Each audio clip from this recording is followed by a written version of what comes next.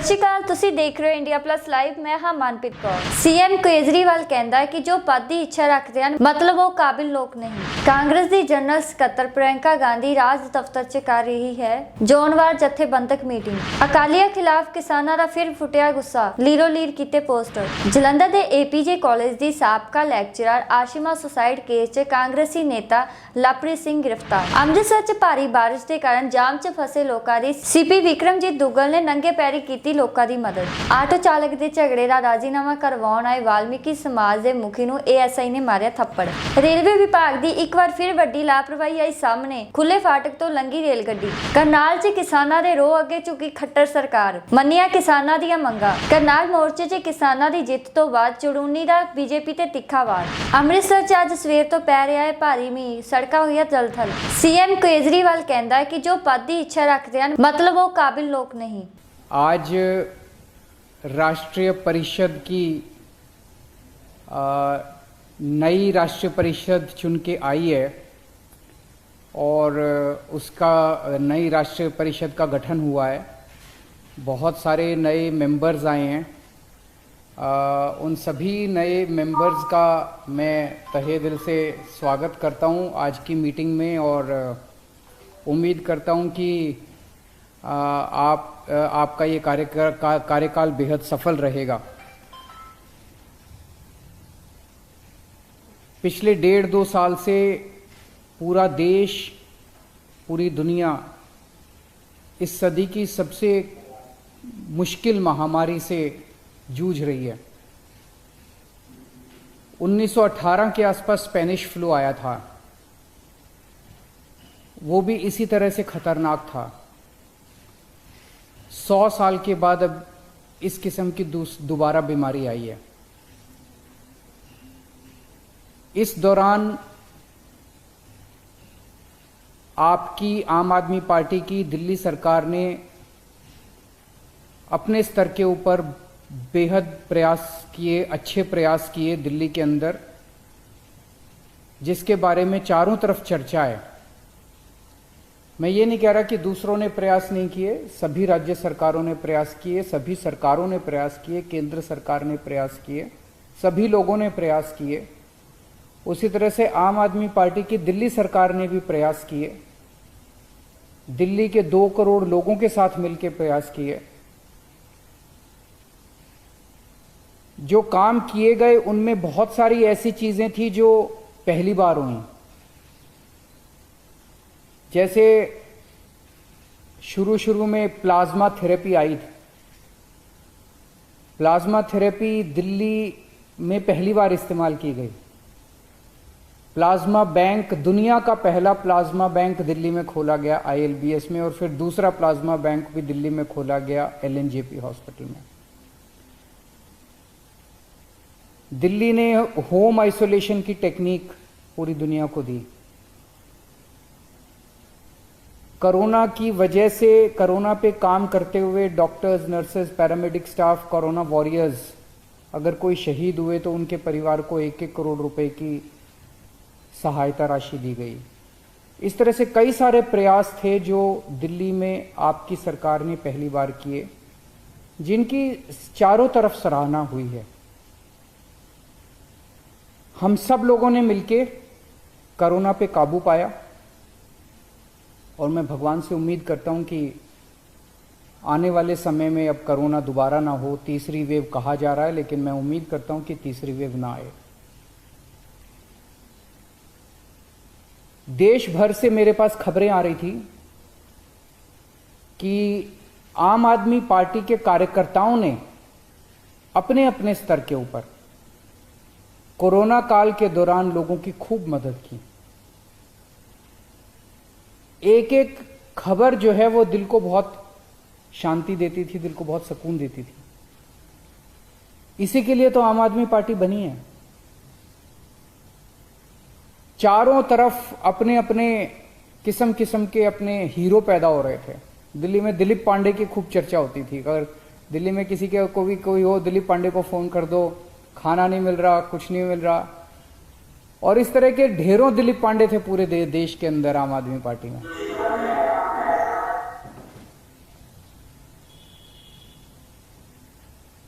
बॉम्बे से कई सारी कहानियां सुनने को मिली जहां हमारे कार्यकर्ताओं ने लोगों की मदद की। पूरे मैं अगर एक एक शहर का और एक एक राज्य का नाम लेने लगूंगा तो काफ़ी टाइम लग जाएगा, लेकिन आप सब लोगों ने कोरोना काल के दौरान बहुत अच्छा काम किया, बहुत सराहनीय काम किया, बहुत पुण्य का काम किया, देश सेवा का काम किया, समाज के लिए काम किया। इसके लिए मैं आपको कोटि कोटि नमन करता हूं और आप लोगों को सबको बधाई देता हूं। मेरी पंकज जी से गुजारिश है कि एक ऐसा करते हैं कि पूरे देश भर से कोरोना काल के दौरान हमारे पार्टी के कार्यकर्ताओं ने जो जो भी काम किए, छोटे बड़े, इसका एक कंपाइलेशन कर लेते हैं। इससे एक प्रेरणा मिलेगी, अब सब लोगों को प्रेरणा मिलेगी। एक कंपाइलेशन करके हम आपस में पार्टी में बांट सकते हैं ताकि सब लोगों को इस बात से प्रेरणा मिले। आम आदमी पार्टी अभी तक हमारे देश के अंदर, जैसे अन्ना जी कहते थे, एक प्रथा रही है, सत्ता से पैसा, पैसे से सत्ता, सत्ता से पैसा, पैसे से सत्ता। आम आदमी पार्टी इस राजनीति को बदलने के लिए आई है। आम आदमी पार्टी देश के लिए बनी है। आम आदमी पार्टी समाज के लिए बनी है। येन केन प्रकारेन सही गलत तरीके से सत्ता पाना आम आदमी पार्टी का मकसद नहीं है। और पिछले हमारे 7-8 साल के इतिहास में, 7-8 साल के हमारे कार्यकाल में, 7-8 साल के हमारी यात्रा ने ये दिखा दिया है जनता के सामने। कई लोगों को जब नई नई पार्टी बनी थी लगता था कि बस अब ये तो 1-2 साल में ख़त्म हो जाएगी। फिर जब हमारी दिल्ली में सत्ता बनी फिर लोगों को लगने लगा कि बस ये टर्म है, उसके बाद ये ख़त्म हो जाएगी। लेकिन आज दिल्ली में सरकार चलाने के बाद लोगों को लगने लगा है कि आम आदमी पार्टी अकेली उम्मीद है पूरे देश के अंदर। तो आम आदमी पार्टी केवल सेवा करने के लिए बनी है, कुर्बानी देने के लिए बनी है, बलिदान देने के लिए बनी है। जितने आज नई राष्ट्रीय परिषद में सदस्य आए हैं उन लोगों को मैं कहना चाहता हूं, इस बात को गांठ बांध लो, इस बात को कि केवल और केवल एक ही चीज अपने सामने रहनी चाहिए कि मैं कैसे समाज की सेवा कर सकता हूं, कैसे देश की सेवा कर सकता हूं, और अगर जरूरत पड़े तो अपना सर्वस्व देश के लिए कुर्बान करने के लिए तैयार रहना। हमारे देश ने बहुत बड़े बड़े इतिहास में बहुत बड़े बड़े हमारे नेता हुए, हमारे आइडियल्स हैं, बहुत सारे स्वतंत्रता सेनानी हैं जिनकी तरफ हम बड़े मान सम्मान से देखते हैं। लेकिन मैं खासकर शहीद आजम भगत सिंह और बाबा साहब अम्बेडकर का नाम लेना चाहूंगा। आम आदमी पार्टी के ये दोनों परम आदर्श हैं और इन्हीं के बताए हुए रास्ते पे आम आदमी पार्टी चलेगी। एक तरफ शहीद आजम भगत सिंह हैं जिन्होंने इतनी छोटी सी उम्र में सुप्रीम कुर्बानी दी। आज 23 साल की उम्र के अंदर बच्चा ये सोच रहा होता है कि मुझे लाख रुपए की नौकरी चाहिए कि 1.5 लाख की चाहिए कि 2 लाख की नौकरी चाहिए। 23 साल की उम्र में बच्चा ये सोच रहा होता है कि मुझे एक सुंदर सी लड़की मिल जाए तो मैं शादी कर लूं। उस व्यक्ति ने न शादी की सोची, न करियर की सोची, और उसने देश के लिए सुप्रीम कुर्बानी दी। भगत सिंह हमारे आदर्श हैं। भगत सिंह भी अगर ये सोच लेते कि देश आज़ाद होगा तो मेरे को ये पद मिले, मेरे को वो पद मिले, मैं ये बन जाऊं, मैं वो बन जाऊं, तो अपने देश को आज़ादी मिलने वाली नहीं थी। उनकी तरह सुप्रीम कुर्बानी करने के लिए हमारे एक एक कार्यकर्ता को, एक एक नेता को तैयार रहना है। बाबा साहब अम्बेडकर ने पूरी जिंदगी संघर्ष किया, संघर्ष की मिसाल थे वो। एक इतने छोटे से बैकग्राउंड से आए थे, कितने गरीब परिवार से आए थे, दलित वर्ग से आए थे, जिसमें उन्होंने इतना संघर्ष किया और उस जमाने में उन्होंने विदेशों से 2-2 डॉक्टरेट की PhD की डिग्री हासिल की और वापस आके देश का संविधान बनाया। डॉक्टर भीमराव अंबेडकर हमारे आदर्श हैं। इन दोनों से प्रेरणा लेके आप लोग काम करना। हमेशा से मैं एक बात बोलता हूं, जब भी कोई नया कार्यकर्ता, जब भी कोई नया नेता आता है, कि आम आदमी पार्टी में कभी भी पद की इच्छा मत करना। मैं ये बन जाऊं, मैं वो बन जाऊं, मेरे को ये पद मिल जाए, मेरे को वो पद मिल जाए, मेरे को टिकट मिल जाए।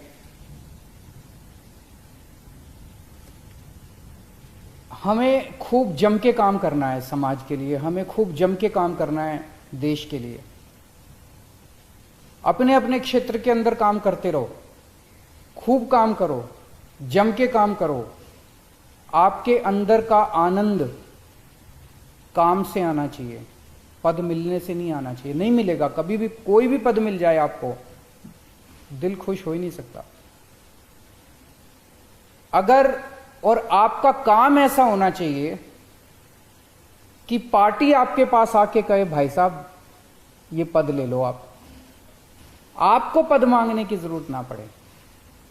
अगर आप मेरे पास आके कहते हो अरविंद जी मुझे ये पद दे दो, अरविंद जी मुझे ये टिकट दे दो, इसका मतलब आप उसके काबिल नहीं हो, आपको मांगने की जरूरत पड़ रही है। ऐसा काम करो कि अरविंद जी आपके पास आके कहेंगे भाई साहब मैंने आपका काम देखा है, आपका काम सुना है, आप ये पद ले लीजिए, आप ये जिम्मेदारी ले लीजिए, आप यहां की टिकट लेके चुनाव लड़िए। ये बड़ी बात होगी। और ऐसे हैं बहुत सारे लोग जिनको मैं खुद जाके बोलता हूं कि आप ये पद ले लीजिए, आप ये टिकट ले लीजिए यहां से। अगर आपके मन में कोई स्वार्थ इच्छा जाग जाती है पद की, तो इसका मतलब मन में कुछ स्वार्थ जाग गया। और जब किसी के मन में स्वार्थ जाग जाता है तो फिर उससे सेवा नहीं होती, फिर वो सेवा करने के नाकाबिल हो जाता है। किसी के मन में स्वार्थ अगर जाग जाए तो वो 24 घंटे इसी तिगड़म में रहता है कि मैं ऐसे कर लूँ, मेरे को अब ये पद चाहिए, मैं ऐसे करूँ, मैं ऐसे करूँ, मेरे को अब ये टिकट चाहिए, मैं इसको नीचा दिखा दूँ, मैं ये षड्यंत्र करूँ, मैं ये झूठ बोल दूँ। फिर वो इसी तिगड़म में रहता है 24 घंटे, फिर वो सेवा नहीं कर सकता, सेवा करने के नाकाबिल हो जाता है वो। इसलिए ये बहुत जरूरी है कि ये पद की लालसा और पद की इच्छा हमें छोड़नी पड़ेगी, नहीं तो हम जिस मकसद से आम आदमी पार्टी बनाई, मैं नहीं चाहता कोई ऐसा समय आए जिस दिन आम आदमी पार्टी की तरफ लोग देख के कहें अरे ये तो बीजेपी जैसी हो गई, अरे ये तो कांग्रेस जैसी हो गई, अरे तो दूसरी पार्टी जैसी हो गई। कोई फायदा नहीं है, हम इसलिए तो नहीं आए थे, इसलिए तो आम आदमी पार्टी नहीं बनाई हम लोगों ने। अगर आपके मन में किसी भी वक्त मन टटोल के देखते हैं और पद की इच्छा जाग गई, तो उसका एक तरीका है उसको कंट्रोल करने का। अगर आप दिन में 8 घंटे काम कर रहे हैं, 10 घंटे काम करना शुरू कर दो, 12 घंटे काम करना शुरू कर दो, 14 घंटे काम करना शुरू कर दो। खूब सेवा करो, जितनी सेवा करोगे, जितना तप करोगे, जितनी तपस्या करोगे, उतना अहम पिघलता जाएगा और उतनी ये इच्छा जो है ये पिघलती जाएगी। लेकिन ये जो पद की इच्छा रहती है, इसको हमें त्यागना पड़ेगा।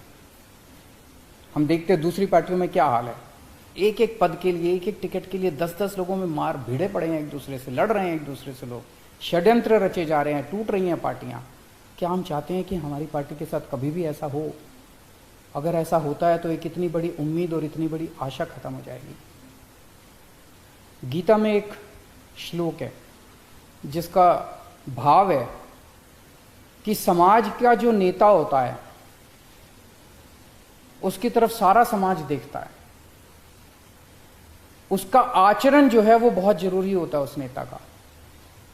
अगर उस नेता का आचरण भ्रष्ट हो जाए तो उसका समाज पे बहुत बुरा असर पड़ता है। ये श्री कृष्ण अर्जुन जी को तब कहते हैं जब उनके मन में, वो कहते हैं कि अगर ये कायर भाव तुम्हारे मन में आ गए तो इसका न केवल तुम्हारे ऊपर, पूरे समाज के ऊपर गलत असर पड़ेगा। आज पूरा देश आम आदमी पार्टी की तरफ देखता है। ईमानदार राजनीति की बात होती है तो आम आदमी पार्टी की तरफ देखते हैं।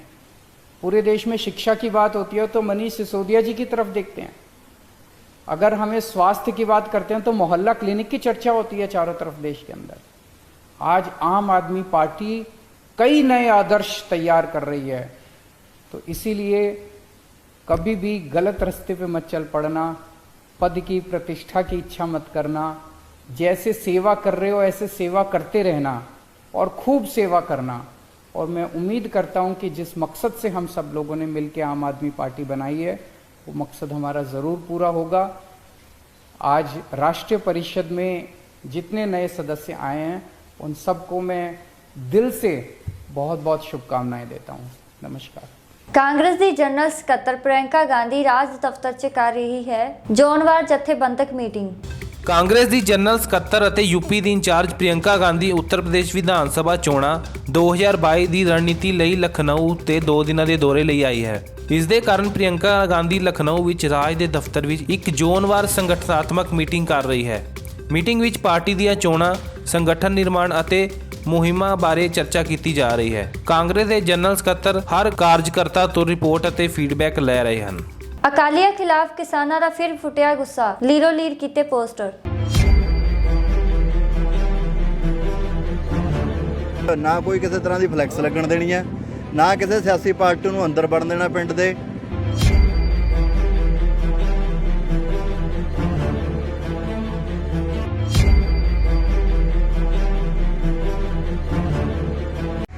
ਇੱਕ ਨਾ ਜਾਇਆ ਕਰੋ ਇਹਨਾਂ ਦੀ ਗੱਲ ਸੁਣਨਾ, ਕਿਉਂਕਿ ਝੂਠ ਬੋਲਦੇ ਨੇ, ਝੂਠੇ ਬੋਲਣਾ।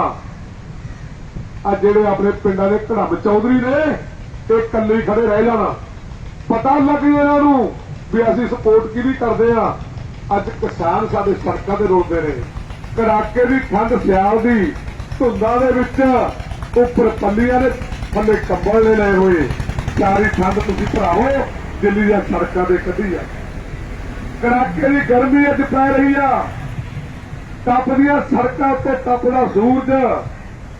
ਅੱਜ ਤੁਸੀਂ ਹੁਣ ਧੁੱਪ ਦੇ ਵਿੱਚ ਤਪ ਰਹੇ ਹੋ, ਬੈਠੇ ਹੋ, ਪਰ ਸਰਕਾਰ ਨੇ ਅਜੇ ਤੱਕ ਤੁਹਾਡੀ ਗੱਲ ਨਹੀਂ ਸੁਣੀ। ਜਦੋਂ ਇਹ ਕਾਨੂੰਨ ਲਾਗੂ ਹੋਣੇ ਤੇ ਉਸ ਟਾਈਮ ਕਿਸਾਨੀ ਨੂੰ 2 ਵੋਟਾਂ ਦੀ ਲੋੜ ਸੀ, ਕਿਉਂਕਿ ਜਦੋਂ ਕਾਨੂੰਨ ਇਹ ਬਣਨੇ ਤੇ ਜੇ ਅਕਾਲੀ ਦਲ ਤੇ ਕਾਂਗਰਸ ਇਹ ਗੱਲ ਕਹਿ ਦਿੰਦੀ ਵੀ ਇਹ ਕਾਨੂੰਨ ਅਸੀਂ ਲਾਗੂ ਨਹੀਂ ਹੋਣ ਦਿੰਦੇ, ਵੋਟ ਤੁਹਾਨੂੰ ਪੈਣੀ ਸੀ। ਪਰ ਇਹ ਬੇਈਮਾਨਾਂ ਨੇ ਉਹ ਵੋਟਾਂ ਵੀ ਸੋਨੂੰ ਨਹੀਂ ਦਿੱਤੀਆਂ, ਮੋਦੀ ਦੀ ਝੋਲੀ ਵਿੱਚ ਪਈਆਂ ਨੇ। ਜੇ ਅੱਜ ਨਹੀਂ ਜਾਗੋਗੇ ਭਰਾਵੋ, ਫਿਰ ਕਦੋਂ ਜਾਗੋਗੇ? ਫਿਰ ਕਦੋਂ ਤੁਰਾਂਗੇ ਆਪਾਂ? ਅੱਜ ਤੁਹਾਡੇ ਘਰ ਖੋਣ ਦੀ ਗੱਲ ਆ ਗਈ, ਤੁਹਾਡੀਆਂ ਜ਼ਮੀਨਾਂ ਖੋਣ ਦੀ ਗੱਲ ਆ ਗਈ, ਪਰ ਗੱਲ ਇੱਥੇ ਨਹੀਂ ਨਿਬੜਨੀ। ਤੁਹਾਡੇ ਪਰਿਵਾਰ ਵੀ ਖੋਹ ਲੈਣੇ ਨੇ, ਤੁਹਾਡੇ ਬੱਚੇ ਵੀ ਖੋਹ ਲੈਣੇ ਨੇ। ਪਰ ਵੀਰਾਂ ਦੇ ਮਨ 'ਚ ਭੁਲੇਖਾ ਹੋਊਗਾ, ਕਿਵੇਂ ਖੋਹ ਲੈਣਗੇ? ਖੋਏ ਹੋਏ ਨੇ ਭਰਾਵੋ। ਅੱਜ ਕਿੰਨੇ ਕਿਸਾਨ ਬੈਠੇ ਹੋ, ਅੱਜ ਤੁਹਾਡੀ ਸੋਚ ਬਦਲਤੀ, ਤੁਹਾਡੀ ਜਿਹੜੀ ਨੀਤੀ ਆ ਬਦਲਤੀ। ਉਹਦੇ ਵਿੱਚ ਕੀ ਬਦਲਾਅ ਕੀਤਾ? ਹਰੇਕ ਬੰਦਾ ਸੋਚਦਾ ਸਾਡਾ ਬੱਚਾ ਪੜ੍ਹ ਜੇ, ਇਹਨੂੰ ਆਈਲੈਟਸ ਕਰਾ ਦਈਏ, ਜ਼ਮੀਨ ਚਾਹੇ ਸਾਰੀ ਵਿਕ ਜੇ, ਇਹਨੂੰ ਬਾਹਰੇ ਭੇਜ ਦਈਏ। ਤਾਂ ਬੱਚਾ ਕਿੱਥੇ ਚਲਿਆ ਗਿਆ? ਸੋਤੇ ਦੂਰ ਚਲਿਆ ਗਿਆ। ਤੁਹਾਡੇ ਮਰਦ ਦੇ ਮੂੰਹ 'ਚ ਪਾਣੀ ਨਹੀਂ ਪਾਊਗਾ। ਤੁਹਾਡੇ ਆਖਰੀ ਸਾਸਾਂ ਵੇਲੇ ਤੁਹਾਡੀ ਗਰਦਨ ਦੇ ਥੱਲੇ ਗੋਡਾ ਨਹੀਂ ਰੱਖੂਗਾ ਵੀ ਬਾਪੂ ਮੈਂ ਤੇਰੇ ਕੋਲੇ ਬੈਠਾ, ਤੈਨੂੰ ਤਕਲੀਫ ਕੀ ਆ? ਨਹੀਂ ਪੁੱਛੂਗਾ ਭਰਾਵੋ। ਤੁਹਾਡੇ ਬੱਚੇ ਸੁੱਤੋਂ ਖੋਲੇ, ਤੁਹਾਡਾ ਪਰਿਵਾਰ ਖੋਲਿਆ।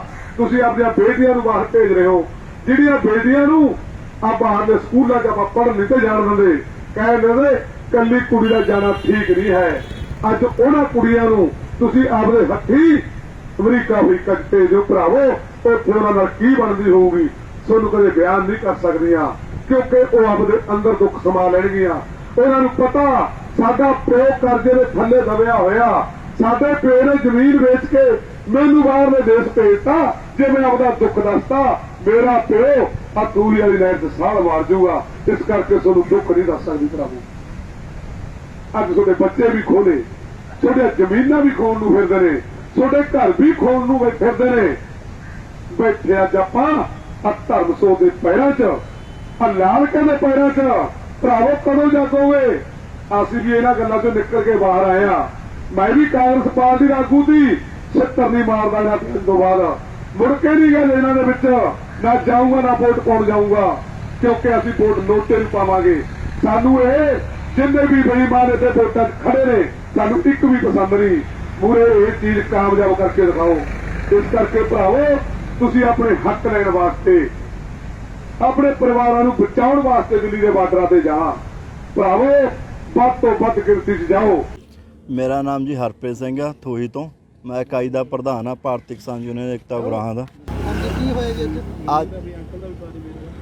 ਅੱਜ ਅਸੀਂ ਯੂਨੀਅਨ ਦਾ ਮੀਟਿੰਗ ਰੱਖੀ ਸੀ ਭਾਰਤੀ ਕਿਸਾਨ ਯੂਨੀਅਨ ਏਕਤਾ ਉਗਰਾਹਾਂ ਦੀ, ਜੋ ਕਿ 32 ਜਥੇਬੰਦੀਆਂ ਇਕੱਠੀਆਂ ਹੋਈਆਂ ਨੇ। ਉਹਦੇ ਵਿੱਚ ਰਾਜੇਵਾਲ ਦੇ ਵੀ ਕੁਝ ਨੁਮਾਇੰਦੇ ਇਕੱਠੇ ਸੀਗੇ ਸਾਡੇ ਨਾਲ, ਬਾਕੀ ਸਾਰਾ ਪਿੰਡ ਸਾਡੇ ਨਾਲ ਸਹਿਯੋਗ ਦੇ ਰਿਹਾ ਸੀਗਾ। ਮੀਟਿੰਗ ਦੇ ਵਿੱਚ ਅਸੀਂ ਸਾਰੇ ਇਕੱਤਰ ਸੀਗੇ। ਉੱਥੇ ਮੀਟਿੰਗ ਦੇ ਵਿੱਚ ਸਾਰਾ ਕੁਝ ਦੱਸਿਆ ਗਿਆ ਵੀ ਜਿੰਨੀਆਂ ਵੀ ਸਿਆਸੀ ਪਾਰਟੀਆਂ ਨੇ ਉਹ ਆਪਾਂ ਨੂੰ ਦਿਖਾਉਣ ਨੂੰ ਕੁਝ ਹੋਰ ਨਹੀਂ ਆ, ਕਹਿੰਦੀਆਂ ਤਾਂ ਇਹ ਨੇ ਵੀ ਅਸੀਂ ਤੁਹਾਡੇ ਨਾਲ ਆ ਕਿਸਾਨਾਂ ਦੇ, ਪਰ ਉਹ ਜਿਹੜਾ ਵੀ ਕੰਮ ਕਰ ਰਹੀਆਂ ਨੇ ਉਹ ਕਿਸਾਨਾਂ ਦੇ ਬਿਲਕੁਲ ਵਿਰੁੱਧ ਕਰ ਰਹੀਆਂ ਨੇ। ਇਸ ਕਰਕੇ ਉਹਦੇ ਵਿੱਚ ਸਾਡੇ ਪਿੰਡ ਨੂੰ ਬਹੁਤ ਜਾਗਰੂਕ ਕੀਤਾ ਗਿਆ। ਉਸ ਤੋਂ ਬਾਅਦ ਜਦੋਂ ਜਾਗਰੂਕ ਹੋਣ ਤੋਂ ਬਾਅਦ ਸਾਰੇ ਪਿੰਡ ਨੇ ਏਕਾ ਕਰ ਲਿਆ ਵੀ ਆਪਾਂ ਨੇ ਪਿੰਡ ਦੇ ਵਿੱਚ ਨਾ ਕੋਈ ਕਿਸੇ ਤਰ੍ਹਾਂ ਦੀ ਫਲੈਕਸ ਲੱਗਣ ਦੇਣੀ ਹੈ, ਨਾ ਕਿਸੇ ਸਿਆਸੀ ਪਾਰਟੀ ਨੂੰ ਅੰਦਰ ਵੜਨ ਦੇਣਾ ਪਿੰਡ ਦੇ। ਅਸੀਂ ਪਿੰਡ ਦੇ ਵਿੱਚੋਂ ਹੁਣ ਫਲੈਕਸਾਂ ਵੀ ਲਾਵਾਂਗੇ, ਪਿੰਡ ਦੇ ਬਾਹਰ ਲਿਆ ਕੇ ਅੱਜ ਹੀ ਲੱਗ ਜਾਣਗੀਆਂ ਉਹ, ਵੀ ਨਾ ਕੋਈ ਸਿਆਸੀ ਪਾਰਟੀ ਦਾ ਬੰਦਾ ਸਾਡੇ ਪਿੰਡ ਦੇ ਵਿੱਚ ਵੜੂਗਾ, ਨਾ ਕੋਈ ਸਿਆਸੀ ਪਾਰਟੀ ਦਾ ਪਿੰਡ ਦੇ ਵਿੱਚ ਕੋਈ ਬੋਰਡ ਜਾਂ ਕੋਈ ਪੋਸਟਰ ਲੱਗੂਗਾ। ਕਿਸਾਨ ਜਥੇਬੰਦੀਆਂ ਦਾ ਫੈਸਲਾ ਕਿ ਭਾਰਤੀ ਕਿਸਾਨ ਯੂਨੀਅਨ ਏਕਤਾ ਉਗਰਾਹਾਂ ਇਕੱਲੀ ਦਾ, ਇਹ ਸਾਡੇ ਜਿਹੜੀਆਂ ਵੀ ਜਥੇਬੰਦੀਆਂ ਇਕੱਠੀਆਂ ਹੋ ਕੇ ਚੱਲ ਰਹੀਆਂ ਨੇ ਉਹਨਾਂ ਦਾ ਫੈਸਲਾ ਇਹੀ ਆ ਵੀ ਕਿ ਇਹਨਾਂ ਨੂੰ ਆਪਾਂ ਸਵਾਲ ਜਵਾਬ ਕੀਤੇ ਜਾਣ ਜਦੋਂ ਵੀ ਪਿੰਡ ਦੇ ਵਿੱਚ ਵੜਦੇ ਨੇ। ਪਰ ਸਾਡੇ ਪਿੰਡ ਦਾ ਅਸੀਂ ਨਿੱਜੀ ਫੈਸਲਾ ਇਹ ਲੈਂਦੇ ਵੀ ਅਸੀਂ ਪਿੰਡ ਵੱਲੋਂ ਦੋਨੇ ਰਾਜੇਵਾਲ ਤੇ ਕਿਸਾਨ ਯੂਨੀਅਨ ਏਕਤਾ ਉਗਰਾਹਾਂ ਦੇ ਨੁਮਾਇੰਦਿਆਂ ਵੱਲੋਂ, ਪ੍ਰਧਾਨਾਂ ਵੱਲੋਂ ਅਸੀਂ ਇਹ ਫੈਸਲਾ ਲੈਂਦੇ ਵੀ ਅਸੀਂ ਆਪਦੇ ਪਿੰਡ ਦੇ ਵਿੱਚ ਕੋਈ ਸਿਆਸੀ ਬੰਦਾ ਨਹੀਂ ਵੜਨ ਦੇਣਾ, ਕੋਈ ਸਿਆਸੀ ਪੋਸਟਰ ਨਹੀਂ ਲੱਗਣ ਦੇਣਾ। ਉਹਦਾ ਰੱਜ ਕੇ ਵਿਰੋਧ ਕੀਤਾ ਜਾਊਗਾ। ਵਿਰੋਧ ਕਰਾਂਗੇ। ਨਹੀਂ ਉਹ ਤਾਂ ਸਦਾ ਵਿਰੋਧ ਕਿਸ ਤਰ੍ਹਾਂ ਕੀਤਾ ਜਾਵੇ? ਉਹਨੂੰ ਵਾਪਸ ਭੇਜਾਂਗੇ, ਉਹਨੂੰ ਵਾਪਸ ਮੋੜਾਂਗੇ ਜੀ, ਪਿੰਡ ਦੇ ਵਿੱਚੋਂ ਸਵਾਲ ਵੀ ਪੁੱਛਾਂਗੇ ਤੇ ਵਾਪਸ ਵੀ ਮੋੜਾਂਗੇ ਪਿੰਡ 'ਚੋਂ।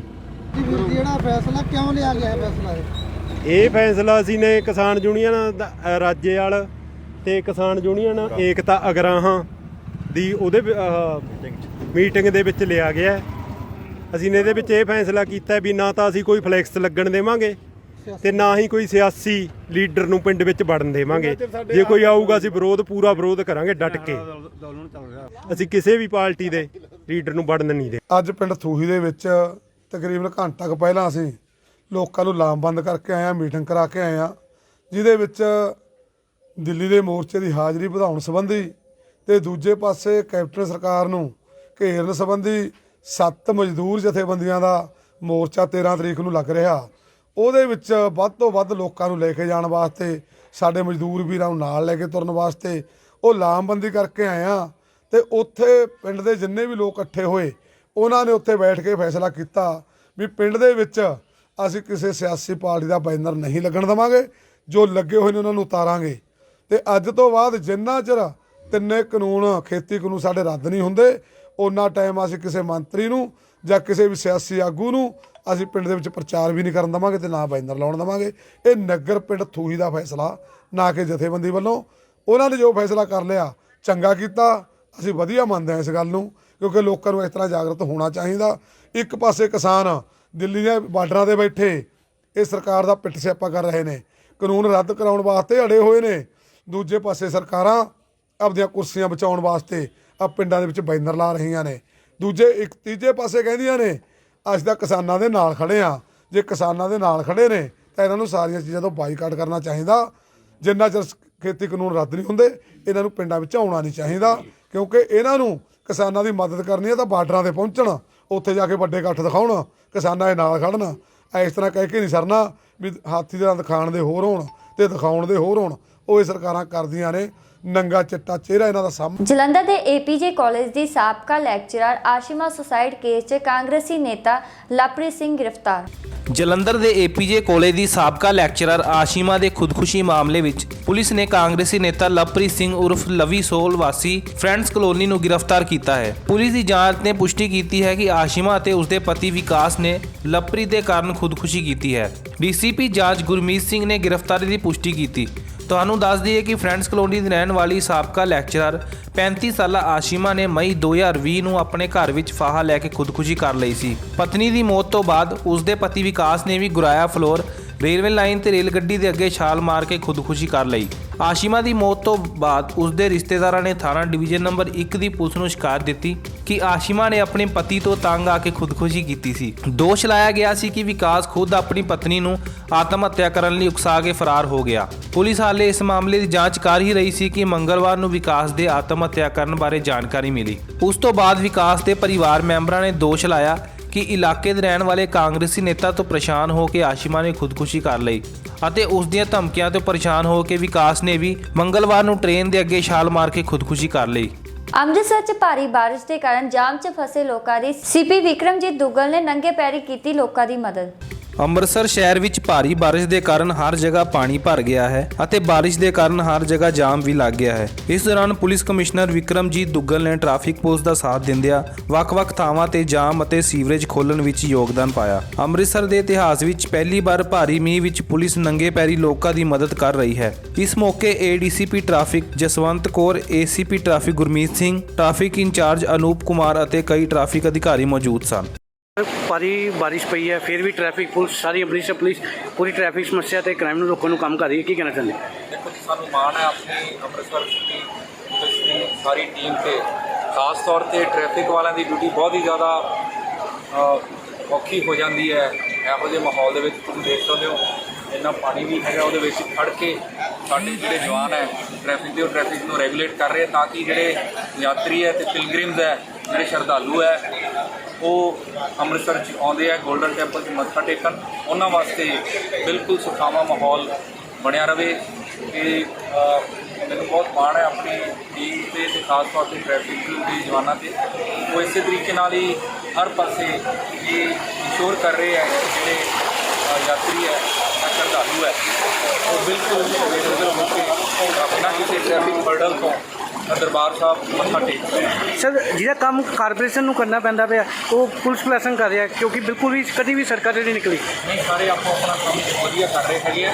ਤੇ ਸਾਡਾ ਕੰਮ ਇਹ ਹੈ ਕਿ ਕਿਸੇ ਵੀ ਤਰ੍ਹਾਂ ਦੀ ਕੋਈ ਟ੍ਰੈਫਿਕ ਪ੍ਰੋਬਲਮ ਨਾ ਆਵੇ, ਪਾਣੀ ਕਰਕੇ ਮੀਂਹ ਕਰਕੇ ਉਹ ਜਾਮ ਕਿਤੇ ਨਹੀਂ ਲੱਗਣ ਦੇ। ਸਰ, ਲੋਕਾਂ ਨੂੰ ਕੀ ਅਪੀਲ ਕਰਨਾ ਚਾਹੁੰਦੇ? ਸਰ, ਮੈਂ ਇਹ ਚੀਜ਼ ਜ਼ਰੂਰ ਕਰਨਾ ਚਾਹੂੰਗਾ ਕਿ ਇਹੋ ਜਿਹੇ ਮਾਹੌਲ ਦੇ ਵਿੱਚ ਕਈ ਜਗ੍ਹਾ 'ਤੇ ਜਾਮ ਲੱਗ ਜਾਂਦੇ ਹੈ, ਪਾਰਕਿੰਗ ਦੀ ਪ੍ਰੋਬਲਮ ਆ ਜਾਂਦੀ ਹੈ, ਤਾਂ ਪਾਰਕਿੰਗ ਨੂੰ ਜੇ ਆਪਾਂ ਸਹੀ ਢੰਗ ਨਾਲ ਮੇਨਟੇਨ ਕਰ ਸਕੀਏ ਬਾਜ਼ਾਰਾਂ ਦੇ ਵਿੱਚ ਹੋਰ ਪਬਲਿਕ ਪਲੇਸਿਸ ਤੇ ਰਸਤਿਆਂ ਦੇ ਉੱਤੇ, ਤਾਂ ਕਿਸੇ ਵੀ ਤਰ੍ਹਾਂ ਦੀ ਪ੍ਰੋਬਲਮ ਮੈਨੂੰ ਨਹੀਂ ਲੱਗਦਾ ਕਿ ਟ੍ਰੈਫਿਕ ਦੀ ਆਉਣੀ ਚਾਹੀਦੀ। ਠੀਕ, ਥੈਂਕ ਯੂ। ਆਟੋ ਚਾਲਕ ਦੇ ਝਗੜੇ ਦਾ ਰਾਜੀਨਾਮਾ ਕਰਵਾਉਣ ਆਏ ਵਾਲਮੀਕੀ ਸਮਾਜ ਦੇ ਮੁਖੀ ਨੂੰ ਏਐਸਆਈ ਨੇ ਮਾਰਿਆ ਥੱਪੜ। ਜਨਾਬ, ਇਹ ਸਰ ਪ੍ਰੇਮ ਸਿੰਘ ਜੀ ਏਐਸਆਈ ਮੈਨੂੰ ਥਾਣੇ ਦੇ ਵਿੱਚ ਗਲ ਪੈਣ ਦੀ ਕੋਸ਼ਿਸ਼ ਕੀਤੀ ਰਿਸ਼ੀ ਮੱਟੂ ਤੋਂ। ਇਹਨਾਂ ਮੈਨੂੰ ਧਮਕੀਆਂ ਲਾਈਆਂ ਕਿ ਤੇਰੇ ਤੇ ਪਰਚਾ ਕਰ ਦੇਣਾ। ਕਾਹਦੀ ਗੱਲੋਂ ਕਰਨਾ ਪਰਚਾ? ਕੀ ਕਰਨਾ ਜੀ? ਕਾਰਨ ਜੀ ਮੈਂ ਇਹ ਭਰਾ ਦੀ ਗਲ ਪੈ ਗਿਆ ਕੋਈ ਤੇਰੀ। ਅੰਮ੍ਰਿਤਸਰ ਸ਼ਹਿਰ ਦੇ ਮਜੀਠਾ ਰੋਡ ਥਾਣੇ ਵਿੱਚ ਉਸ ਵੇਲੇ ਹੰਗਾਮਾ ਹੋਇਆ ਜਦੋਂ ਵਾਲਮੀਕੀ ਸਮਾਜ ਦੇ ਪੰਜਾਬ ਮੁਖੀ ਰਿਸ਼ੀ ਮੱਟੂ ਨੂੰ ਏਐਸਆਈ ਪ੍ਰੇਮ ਸਿੰਘ ਨੇ ਥੱਪੜ ਮਾਰ ਦਿੱਤਾ, ਜੋ ਆਟੋ ਚਾਲਕ ਦੇ ਝਗੜੇ ਦਾ ਰਾਜੀਨਾਮਾ ਕਰਵਾਉਣ ਆਏ ਸੀ। ਵਾਲਮੀਕੀ ਸਮਾਜ ਦੇ ਲੋਕਾਂ ਨੇ ਇਸ ਦੇ ਵਿਰੋਧ ਵਿੱਚ ਹੰਗਾਮਾ ਕੀਤਾ। ਵੱਧਦੇ ਵਿਵਾਦ ਨੂੰ ਦੇਖਦੇ ਹੋਏ ਏਐਸਆਈ ਨੇ ਮਾਫੀ ਮੰਗ ਕੇ ਮਾਮਲਾ ਸ਼ਾਂਤ ਕਰ ਦਿੱਤਾ। ਪੀੜਤ ਰਿਸ਼ੀ ਮੱਟੂ ਨੇ ਦੱਸਿਆ ਕਿ ਉਹ ਆਟੋ ਚਾਲਕ ਦੇ ਝਗੜੇ ਨੂੰ ਸੁਲਝਾਉਣ ਲਈ ਪੁਲਿਸ ਸਟੇਸ਼ਨ ਪਹੁੰਚੇ ਸੀ। ਉਸਨੇ ਇਸ ਮਾਮਲੇ ਵਿੱਚ ਏਐਸਆਈ ਪ੍ਰੇਮ ਸਿੰਘ ਨਾਲ ਗੱਲ ਕਰਨੀ ਚਾਹੀ ਤਾਂ ਉਹਨਾਂ ਨੇ ਉਸ ਨੂੰ ਥੱਪੜ ਮਾਰ ਦਿੱਤਾ। ਇਸ ਦੌਰਾਨ ਏਐਸਆਈ ਨੇ ਉਹਨਾਂ ਨਾਲ ਬਦਸਲੂਕੀ ਵੀ ਕੀਤੀ ਅਤੇ ਬਾਅਦ 'ਚ ਸਮਾਜ ਦੇ ਲੋਕਾਂ ਨੇ ਪ੍ਰਦਰਸ਼ਨ ਕੀਤਾ ਅਤੇ ਪੁਲਿਸ ਮੁਰਦਾਬਾਦ ਦੇ ਨਾਅਰੇ ਲਾਏ। ਏਐਸਆਈ ਨੇ ਮਾਫੀ ਮੰਗਣ ਤੋਂ ਬਾਅਦ ਲੋਕਾਂ ਨੇ ਧਰਨਾ ਸਮਾਪਤ ਕੀਤਾ। ਦੂਜੇ ਪਾਸੇ ਏਐਸਆਈ ਪ੍ਰੇਮ ਸਿੰਘ ਦਾ ਕਹਿਣਾ ਹੈ ਕਿ ਉਹਨਾਂ ਨੇ ਝਗੜੇ ਦਾ ਫੈਸਲਾ ਕਰਨ ਲਈ 4 ਵਜੇ ਤੱਕ ਦਾ ਸਮਾਂ ਦਿੱਤਾ ਸੀ, ਪਰ ਮੁਖੀ ਰਿਸ਼ੀ ਮੱਟੂ ਨੇ ਉਸ ਨਾਲ ਬਹਿਸ ਕਰਨੀ ਸ਼ੁਰੂ ਕਰ ਦਿੱਤੀ। ਜੇਕਰ ਫਿਰ ਵੀ ਮੇਰੀ ਕੋਈ ਗਲਤੀ ਹੈ ਤਾਂ ਮੈਂ ਦਲਿਤ ਸਮਾਜ ਤੇ ਲੋਕਾਂ ਤੋਂ ਮਾਫੀ ਮੰਗਦਾ ਹਾਂ।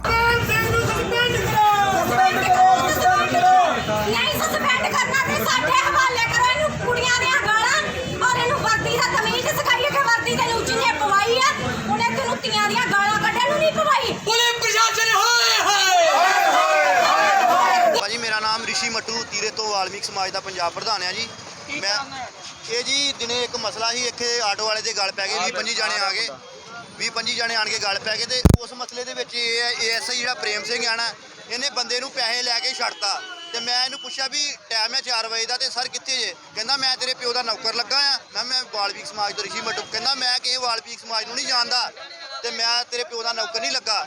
ਇੰਨੀ ਗੱਲ ਹੋਈ ਜੀ। ਅਸੀਂ ਕਿਹਾ ਵੀ ਆਜੋ ਥਾਣੇ ਆ, ਸਾਰਾ ਆਪਾਂ ਥਾਣੇ ਖਲੋਤੇ ਆ। ਇਹ ਆਇਆ, ਇਹਨੇ ਆਉਂਦਿਆਂ ਮੇਰੇ ਚਪੇੜ ਮਾਰਦੀ, ਪੱਤਰਕਾਰਾਂ ਦੇ ਸਾਹਮਣੇ ਵੀਡੀਓ ਦੇ ਵਿੱਚ ਆਉਂਦਾ ਜੀ ਇਹ ਚਪੇੜ ਮਾਰਦਾ।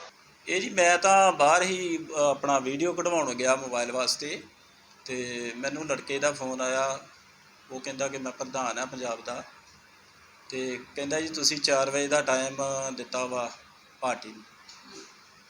ਤੇ ਮੈਂ ਕਿਹਾ ਵੀ ਮੈਂ ਕਾਕੇ ਪੌਣੇ 4 ਹੋਏ ਆ ਤੇ ਮੈਂ ਆ ਜਾਂਦਾ ਵਾਂ। ਇਹ ਮੈਨੂੰ ਬੜੇ ਗੁੱਸੇ ਦੇ ਨਾਲ ਬੋਲਿਆ, ਕਹਿੰਦਾ ਵੀ ਤੁਸੀਂ ਪਾਰਟੀ ਨੂੰ 4 ਵਜੇ ਦਾ ਟਾਈਮ ਦੇ ਕੇ ਤੇ ਤੁਸੀਂ ਕਿਉਂ ਨਹੀਂ ਜੇ ਪਹੁੰਚਦੇ।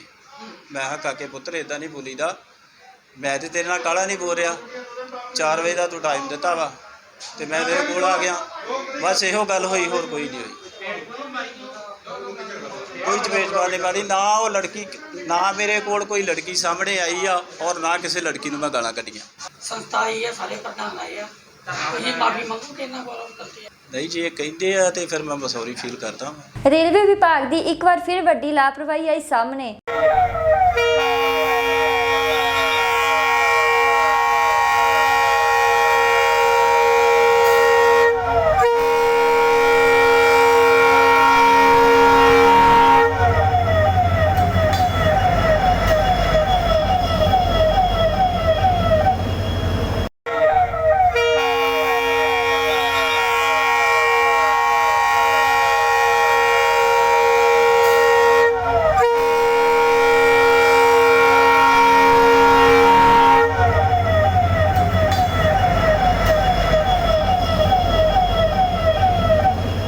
करनाल मोर्चे 'ਚ किसानों की जित तो बाद चुड़ूनी का बीजेपी ते तिखा वार।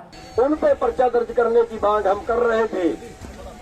हमने कल अपने वकीलों की मीटिंग की थी, हमारे वकील साहिबान हमारे साथ में हैं, तो उन्होंने एक राय दी थी कि अगर प्रशासन पर्चा दर्ज करता है तो उसकी जांच भी थानेदारी करेगा या यहीं के पुलिस अधिकारी करेंगे और वो अपने अफसरों के विरुद्ध कभी कार्रवाई नहीं करते, वो जांच में उस केस को कमजोर कर देंगे। या तो वो केस बरी हो जाएगा या वो एफआईआर को रद्द कर देंगे। और एक बात और होगी कि जिनके खिलाफ पर्चा दर्ज होगा वो हाई कोर्ट जा सकते हैं कि हमने अपने ड्यूटी पे रहते मौके के हिसाब से ये फैसला लिया था, पर्चा कैसा दर्ज कर रहे हैं। हाई कोर्ट उसको क्वेश्चन कर सकता है, उसको रद्द कर सकता है। लेकिन अगर हाई कोर्ट का जज इंक्वायरी करे और हाई कोर्ट का जज इंक्वायरी करके उसको देखे कि इसमें दोषी है तो वो पर्चा दर्ज कराए, वो पर्चा ना रद्द होता है ना एफआईआर क्वेश्चन।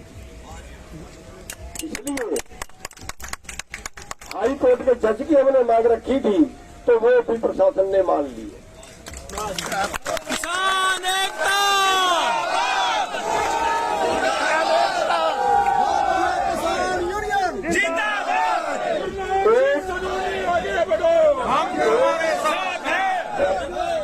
एक हमने मांग रखी थी कि उसको या तो हरियाणा से बाहर भेज दिया जाए या उसको सस्पेंड कर दिया जाए। उसमें प्रशासन सरकार ने मजबूरी ये दिखाई थी कि जो आईएएस लोबी है उनकी भी कुछ संगठन है और वो हमारे लिए परेशानी खड़ी कर रहे हैं, तो उसका हालिया निकाला है। जो दूसरे स्टेट में भेजने वाली बात थी उसका केंद्र के हाथ में है। उन्होंने कहा हम चिट्ठी तो लिख देंगे, लेकिन चिट्ठी लिख के दूसरे स्टेट में भेजना ये 15 दिन की प्रक्रिया होगी कम से कम। तो उसका हालिया निकाला है कि उसको जबरन छुट्टी, अपने मर्जी से नहीं, जबरन छुट्टी, ये कलंक होता है उनके ऊपर। % ज्यादा लेके आए।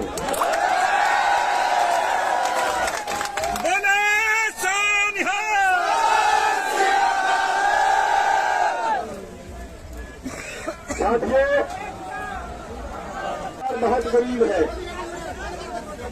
परिवार बहुत गरीब है, केवल 1.5 किला है उसके पास।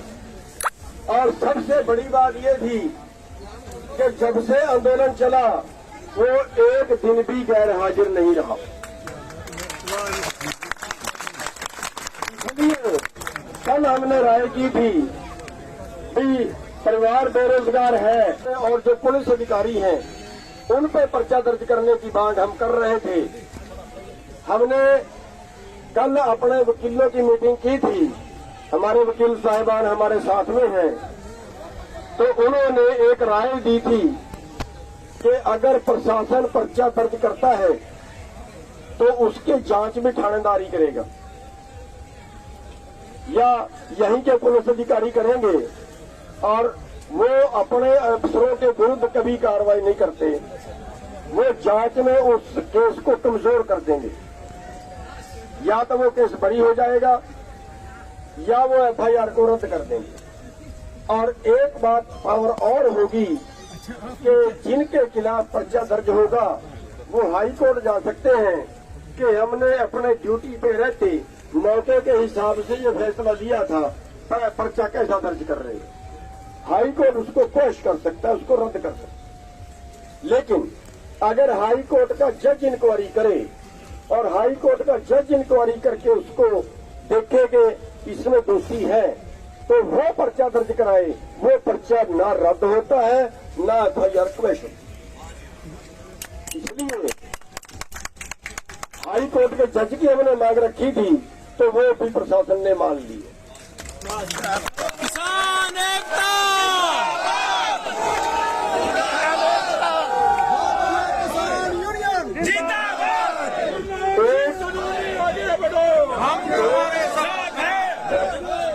एक हमने मांग रखी थी कि उसको या तो हरियाणा से बाहर भेज दिया जाए या उसको सस्पेंड कर दिया जाए। उसमें प्रशासन सरकार ने मजबूरी ये दिखाई थी कि जो आईएएस लॉबी है उनकी भी कोई संगठन है और वो हमारे लिए परेशानी खड़ी कर रहे हैं, तो उसका हाल यह निकाला है। जो दूसरे स्टेट में भेजने वाली बात थी उसका केंद्र के हाथ में है। उन्होंने कहा हम चिट्ठी तो लिख देंगे, लेकिन चिट्ठी लिख के दूसरे स्टेट में भेजना ये 15 दिन की प्रक्रिया होगी कम से कम। तो उसका हाल यह निकाला है कि उसको जबरन छुट्टी, अपने मर्जी से नहीं, जबरन छुट्टी, ये कलंक होता है उनके ऊपर, % ज्यादा लेके आए।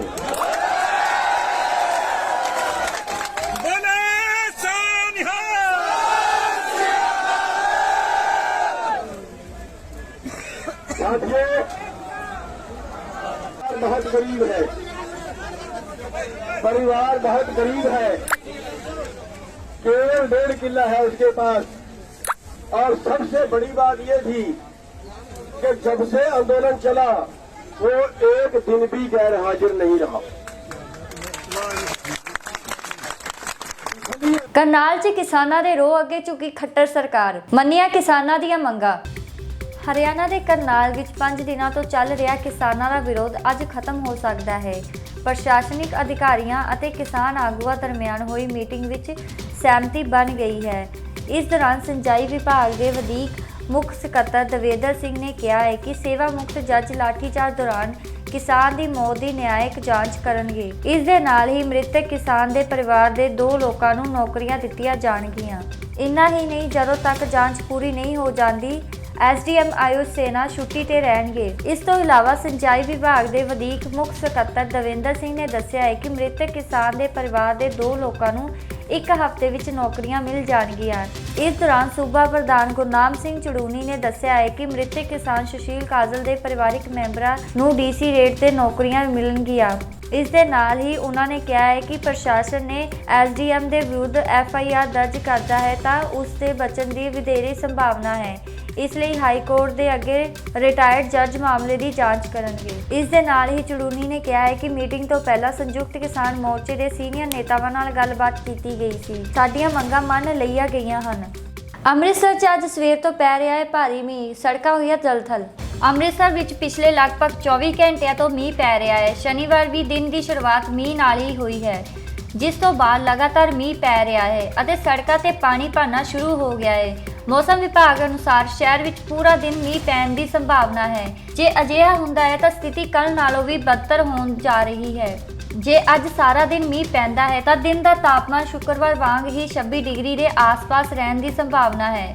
ਸ਼ੁੱਕਰਵਾਰ ਦੀ ਗੱਲ ਕਰੀਏ ਤਾਂ ਦਿਨ ਦਾ ਤਾਪਮਾਨ ਆਮ ਨਾਲੋਂ 9 ਡਿਗਰੀ ਵੱਧ ਦਰਜ ਕੀਤਾ ਗਿਆ। ਸ਼ਨੀਵਾਰ ਨੂੰ ਵੀ ਮੀਂਹ ਕਾਰਨ ਸੜਕਾਂ ਤੇ ਪਾਣੀ ਭਰਨਾ ਸ਼ੁਰੂ ਹੋ ਗਿਆ ਹੈ, ਜਿਸ ਕਾਰਨ 2 ਪਹੀਆ 4 ਪਹੀਆ ਵਾਹਨ ਚਾਲਕਾਂ ਨੂੰ ਪਾਣੀ ਭਰਨ ਕਾਰਨ ਪਰੇਸ਼ਾਨੀ ਦਾ ਸਾਹਮਣਾ ਕਰਨਾ ਪੈ ਰਿਹਾ ਹੈ। ਅੱਜ ਦੀਆਂ ਇਹਨਾਂ ਮੁੱਖ ਖਬਰਾਂ ਦੇ ਨਾਲ ਮੈਨੂੰ ਮਨਪ੍ਰੀਤ ਕੌਰ ਨੂੰ ਦਿਓ ਇਜਾਜ਼ਤ। ਹੋਰ ਵਧੇਰੇ ਖਬਰਾਂ ਲਈ ਜੁੜੇ ਰਹੋ ਇੰਡੀਆ+ ਲਾਈਵ ਦੇ ਨਾਲ।